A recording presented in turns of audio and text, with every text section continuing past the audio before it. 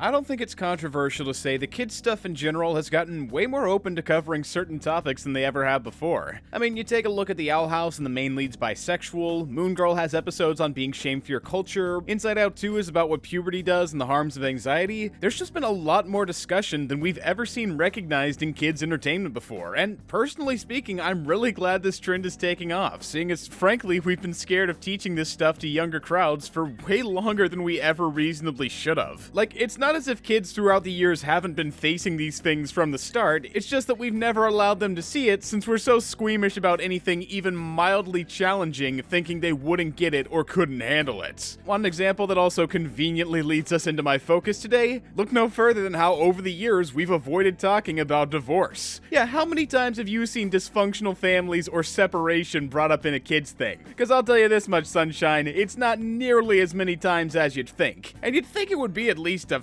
fairly decent amount of times, right? After all, divorce has been a big trend in the States for about as long as we could do it. It's a common saying that half of all marriages end in divorce, which, you know, in reality isn't exactly true, but still, the fact that we say it proves it's a relevant thing in society. There are plenty of kids who deal with it, so you'd most likely assume it's a well-tread issue in kids' media, but surprisingly no, when you look for it outright, there's hardly anything about the subject head-on that's also appropriate for kids. There are shows featuring parents who got divorced a long time ago, mainly in Clarence and to an extent Phineas and Ferb, and there are a couple that bring up the issues sorta indirectly, like Sticky feeling lost during the process in Proud Family, or Squid feeling ignored by his dad in Rocket Power, but aside from that, as far as I can find, there's really not much else that spotlights divorce in any meaningful context. It's just not the kind of subject kids' entertainment ever digs all too deep for, and the transparent reason for why is because people are scared they might give the wrong impression or that it's not appropriate. It's why one of the biggest pieces of lost media is a banned Sesame Street episode about the topic. They were scared kids wouldn't get the idea being presented. And hey, to be perfectly fair, when it comes to something made especially for infants, I can get that concern. But for anyone older, it's really just underestimating the average kid's intelligence, including the ones that have to deal with divorce every day, who don't just fade away if you choose to ignore them for a long enough time. They deserve some kind of work that teaches them about divorce beyond fucking Parent Trap, where the couple gets back together at the end of the film. You want to talk about giving the wrong idea to kids? This is what the most mainstream rep of divorce is, since you're too scared to make literally anything else. Divorce kids have been denied something that captures their experience for over 4 decades now, which is why I'm so glad to say that finally, after all this time, I've found something recent that does just that in a super interesting way. And of course, it just had to be a movie everyone was predisposed to hate and or just never heard of, that being the new Netflix animated fantasy musical, Spellbound. Although if you have heard of this film in the last couple of months, then chances are you probably don't know it as much for being from Netflix as it is from the studio Skydance Animation, a newer player in the theatrical animation game, which, aside from being the guys behind the classic 4 out of 10 Apple TV Plus movie Luck, is also run by alleged sex pest and former Pixar CCO John Lasseter, who, for this film in particular, was heavily advertised for his involvement despite only being a producer, a job that, in case you're unaware, is only barely related to anything creative. Really, if anything, besides guiding production along, their main job is just picking the people who actually do that shit, the directors, writers, cast members, etc. Basically, what I'm saying is that he was necessary to the film being made, but he wasn't the creative voice behind this movie whatsoever. Now, is it possible he had more sway in the thing than the title he got lets on? I guess it's possible, but he isn't credited as a writer or director, and he didn't contribute at all to the story, so I'm just gonna chalk it up to the studio using his name for brownie points and nothing more. Or, to put it another way, in the same sense he shouldn't get credit for the films he produced at Pixar, you shouldn't credit him for all the work that went into Spellbound. Essentially, I don't have a hard time removing the art from the artist here, seeing as he was barely a part of it to begin with, and along with that, there are loads of staff for this who weren't allegedly so handsy employees had a nickname for a move they used to avoid him, so I don't want to bring down the work they put in just because of one alleged pervert. And yes, despite the studio's previous work being nothing short of fucking boring. It is very much a film I'd consider worth defending. Not that I'd say it's flawless per se, there's actually a bunch of things I don't like about it. The art direction's kinda bland, the musical numbers go back and forth in quality, the exposition can be really annoying, the humor's hit or miss. Like, make no mistake, when I say this movie has merit and shouldn't be overshadowed by Lassiter, I'm not saying that it's a masterpiece. It's definitely something I've got kinda mixed feelings for all around, even if at its core I have respect for what it's doing and represents. But I do think there's a lot this film does that proves it's got more to like than just its subject. The most obvious thing being how it uses its setup and implications to subtly trick and bait the audience. You see, on the surface, Spellbound seems like a very typical fantasy story with very typical fantasy story beats. A princess has parents who lose their lights in a dark forest, they're turned into monsters she has to take care of while keeping it secret, comic relief oracles say to go on a quest to turn them back, they need to pass through obstacles to reach a magic spring, princess has to put up with her grump advisor who swap minds with her marketable pet sidekick. I mean, it sounds so by the numbers and stale, you'd almost think it was purposely made to be as bland as possible. And the truth is that it kinda was, or rather, it was made to come off that way to an outside observer so that as the film revealed its deeper meaning, it'd be all the more impactful as a big subversion, particularly when, during the third act, the group reached the spring they've been searching for, yet as the parents walk towards it to get their sparks back, they find they physically can't step in. But it isn't due to some secret last trial or any other typical worn-out expected cliche like that. Now, the thing that stops them from getting in is a visage showing the parents how they became monsters in the first place. They were consumed by the anger from one of several fights they'd constantly had as a couple. That's right, the thing that turned them into monsters wasn't just a dark magical curse, though that did admittedly play a part, but ultimately it was themselves. And it's through the two seeing this that they realize the only way to keep it from happening again, knowing they bring out the worst in each other as a couple, is to separate. That's where this being a story about divorce is first outright stated, and I know that sounds super tacked on from the way I described it, but the incredible thing about this is, it's actually seamlessly integrated into the rest of the narrative. Like, if you take the thing at face value, it seems sorta random or undeserved, but when you pay attention to the details and watch for the hints the film gives you along the way, it becomes blatantly obvious this was always about an unhealthy family. Just think about it. The parents became monsters when they lost their light, which caused them to lash out and ignore the Princess Elian, who has to clean up and appease them as her castle falls around her. The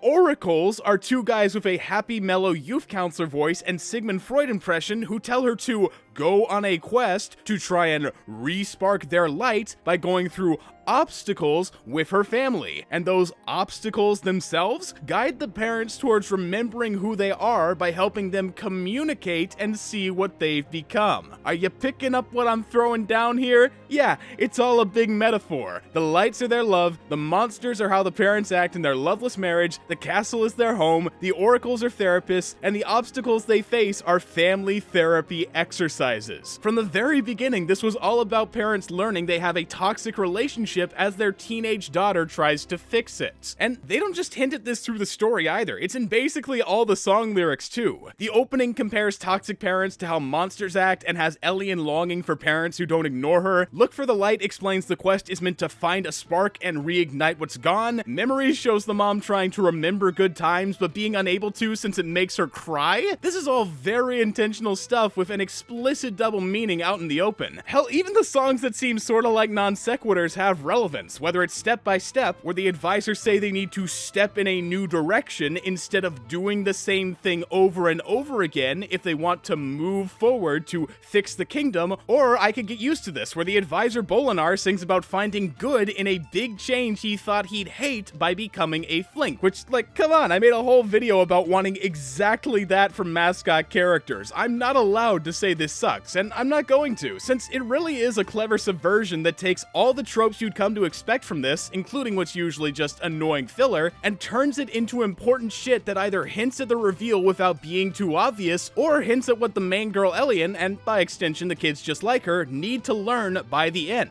Oh, and speaking of Elian, while I'm on the topic of how this movie subverts common tropes to help make its themes stronger, she's probably the best example I can give with how, to tell her story about the process of accepting divorce over fearing it, the staff chose to frame it around the motif of your average Disney princess. princess. And that's reflected in how the first act especially is so familiar. The quirky princess with one big problem goes on a magical journey to fix it, sings an I Want song about her goal written by Alan Menken. Everything about this is textbook Disney, and that's 100% by design. Like, a couple people I've seen hate on this seem to think it was trying to be Disney and copying their format without any shame, but that's just not what's going on here even a little bit. They're not aping Disney's style, they're using its narrative aesthetics for the sake of a bait and switch, something confirmed when we get to the one part of this formula that doesn't go according to script in Spellbound. The ending, which in the context of classic Disney always has give or take one definitive common trait. The princess finds what she wants and solves the problem after going through some form of hardship. That's the way it's supposed to go, and considering Elian's problem is that she misses the way her parents were when she was young, it seems like the only way this could end is with her reaching that goal,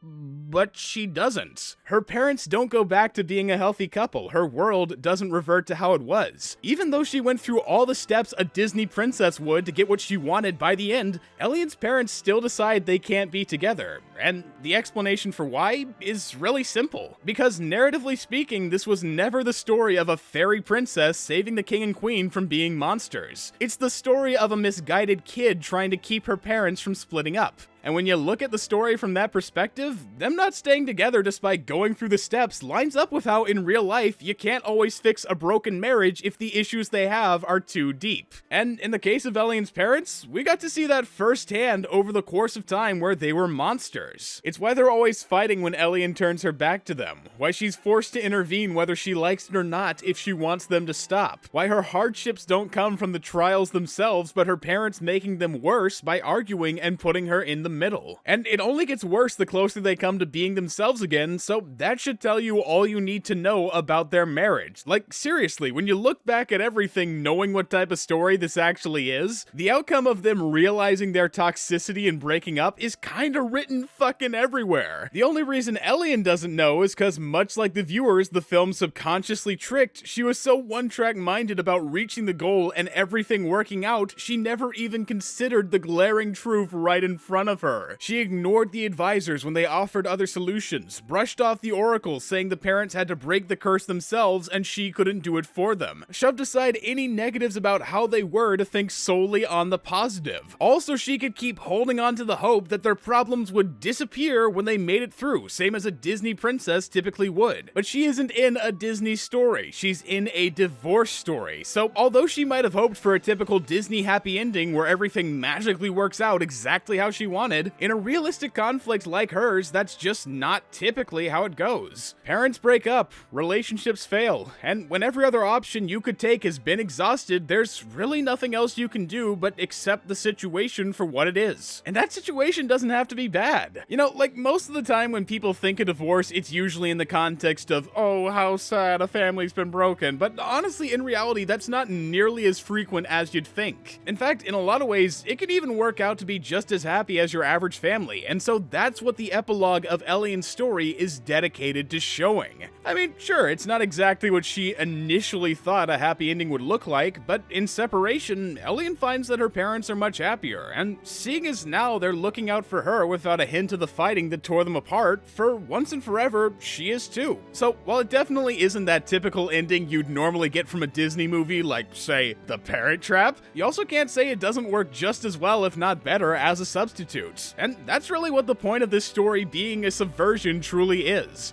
Casual normalization. It's about on the surface being like Disney with all the tropes and archetypes they're already known for, helping it fit in aesthetically with other more typical films in the genre, while at its core being a deep dive into rarely talked about issues that, thanks to it fitting in with those other films, are normalized through Elian's story, which, although realistic to not give the kids like her any harmful assumptions, shows that having a divorced family doesn't exclude you from getting the same kinds of love and happiness that other kids do. After all, in the real world, there's always going to be more than one path to finding a happy life. It doesn't have to be perfect for all your shit to hopefully work out. And Spellbound's able to demonstrate that by using the conventions of something traditional to make something different and even occasionally vilified feel just as viable and accepted, which hey man, I gotta say, is a really smart way of teaching kids how to accept these kinds of concepts. Like, it starts with a template they already get, leads them in with hints over time, keeps to its structure as a fantasy, and so when it deviates later on, it's not as hard for them to accept it as still being normal. It's pretty much a Trojan horse for convincing kids that alternate families are okay, which is maybe one of the best ways I've seen subversion used in a kids film. It's precisely how you want to go about normalizing these types of issues, and on top of that, it also helps normalize the fears and worries Elian has for them, which, by the way, are also pretty different from what we tend to see in most stories. What do I mean when I say that? Well, if you look at the times where kids of divorce are shown in media and have a response that's purely negative, there's more or less only two real well-known reactions we're used to seeing overall, those being the kid who acts out aggressively in random ways, and the kid who thinks that somehow the divorce is their fault. I swear, just look for any divorce story where the kids are affected. Chances are, it's probably gonna fall into one of those lanes, and the main reason for why is because that's just how younger kids react to divorce. 1 to 5 don't get what's happening, so they lash out. 5 to 10 don't get relationships, so they assume they did something wrong. It's normal for kids to act this way when they're still developing basic sense, and considering statistically most divorce happens within the first 8 years of marriage, it's not hard to see what makes kids in that range the most represented. However, that's also not what every kid fears, since not every kid is so young when it happens. Shit, sometimes, like with Elian, it doesn't get to be a thing until they're teenagers, and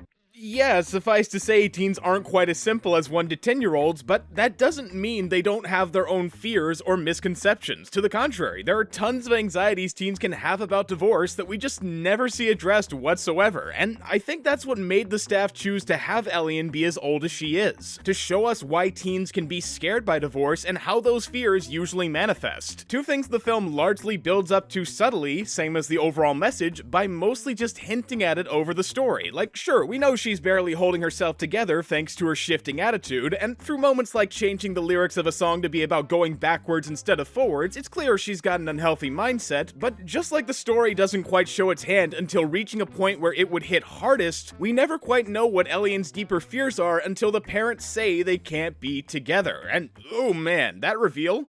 Yet another amazing payoff, as it essentially sums up the average teen's fears about divorce by throwing the events of the movie back in our faces. And when I say that, I mean all of the events, since the whole point of the reveal through Elian's song, What About Me, is to tell us why she worries her parents don't love her. And the evidence she has for this is all we've seen her do over the film. The film where she ran the kingdom, found the oracles, guided her parents across the obstacles, did every possible thing to keep them together, and for what? So they can just split up regardless of all that hard work? Clearly that means they just don't care enough to fight for their family the way that she does. Now, obviously I think it goes without saying that of course that's very plainly not the case. It's not that the parents aren't trying or don't care, it's just that they understand they naturally bring out the worst in each other as a couple, and it's going to keep happening if they try to make it work, so it's best to look for a new solution, but it's also not hard to see how Elian thinks like she does when you learn the fallacies teens of divorce are known to fall into. I mean, yeah, they're old enough to know it's not their fault that their parents are fighting, but do you know what they're usually not old enough to get? That there's a difference between the love parents have for each other and the love they have for their kids. See, it's a fallacy that goes back to how before most people reach adulthood, they don't think of their parents as being two individuals in a romantic relationship. No, to them, the love they have for their parents is the same love their parents should have for each other. So, therefore, as Elian comes to assume with hers too busy fighting to let her know otherwise, if her parents can stop loving each other, then that must mean they can stop loving her, which might sound crazy given we basically never see that mindset portrayed in media, but that's exactly what makes the reveal so impactful. It's all super real. The way she lets her emotions consume her like the anger did to her parents, how she swipes at happy memories trying to stave off their meaning, how the parents get through to her by working together to shower Elian in pure love, her comforting a younger version of herself to move on from the past she metaphorically held on to, them creating a new pool of love and changing the parents back by finding a new source for their love to grow from. Every single piece of how this conflict functions is perfectly in tune with a real, down-to-earth conflict and resolution. The only thing making it seem crazy is that we've barely ever seen it in shows or film before, and that's precisely what this movie's existence is trying to help with. Since kids like Elian do exist all over the world, the ones who think they have to keep their dysfunctional parents together to suppress their fears since their parents are being too inattentive to suppress those fears for them. It's a situation that's all too common for teens in loveless marriages to be dealing with, but we don't ever get to hear about them because, for one, entertainment hardly covers the topic, much less from the kids' perspective. 2, when they do bring it up, they almost solely focus on how it affects younger kids. 3,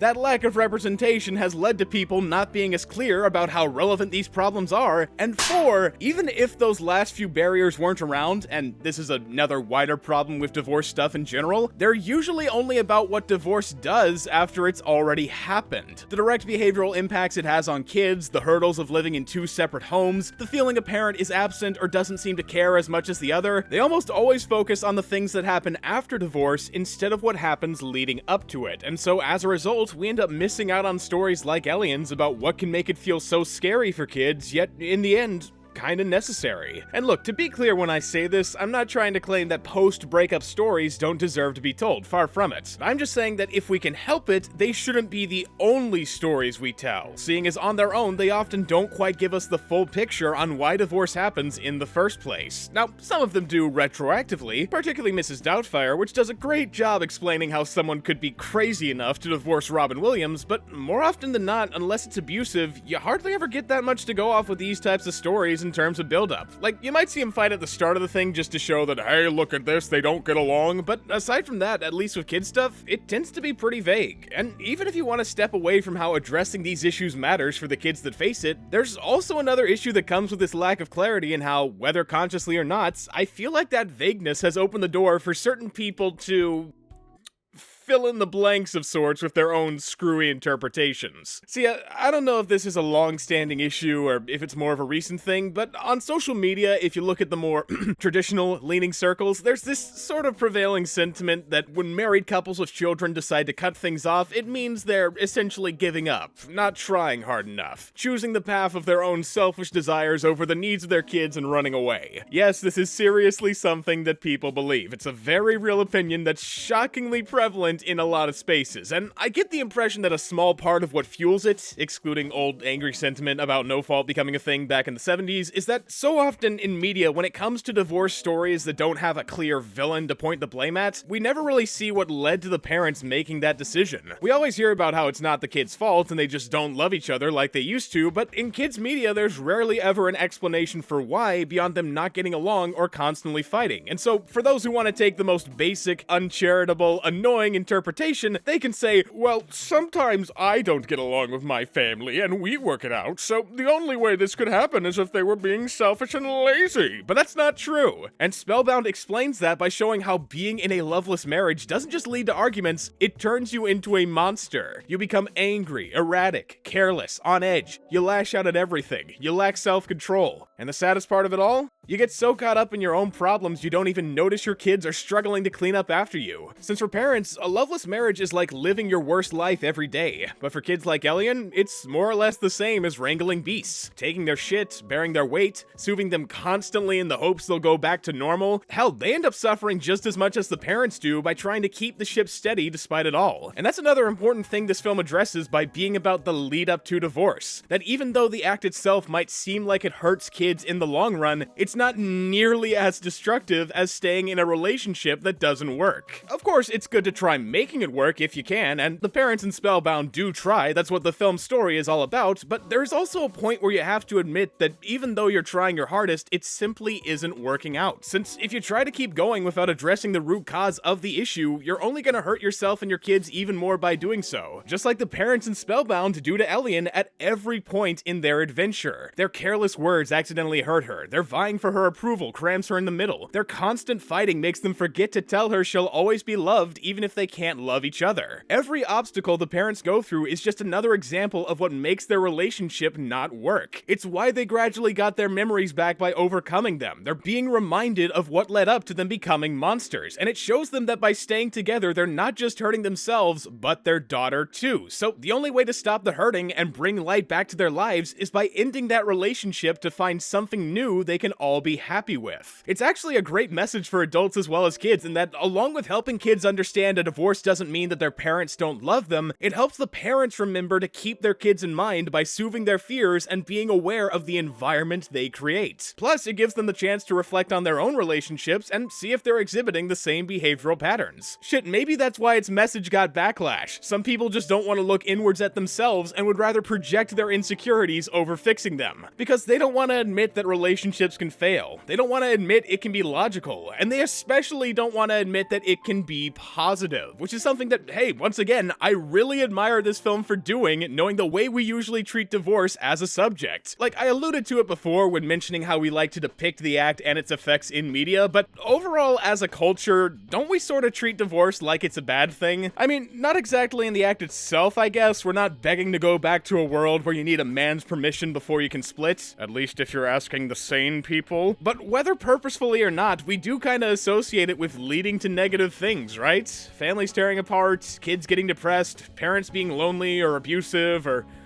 whatever Milhouse's dad is. There's rarely ever been a time in film or TV where divorce is shown to cause positive change, and I think that's another big part of what makes us so scared of discussing it or assume it has to be bad. We barely have any shows or movies that say otherwise, and we should, since not every divorce leads to Kramer versus Kramer or What Maisie Knew. A lot of the time it leads to Spellbound, where the parents end things on agreeable terms and stay present in their kids' lives so they won't ever feel neglected like they were when they were together, same as Elian, who, following the split, like I said, can stop wondering every day if her parents don't love her while clinging to old memories for a source of happiness. She can finally put her fears to rest, and it's only possible thanks to her parents getting a divorce. Now, am I saying that every divorce ends that way? No, not at all. And those films I mentioned about dysfunctional fallouts are all undeniably great. I know very well that divorce doesn't always lead to the best outcome, but it's way more standard than you'd probably expect, and for a kid in that scenario with no other positive media to ease their worries or convey their perspective, I get the feeling Spellbound would be very nice and reassuring.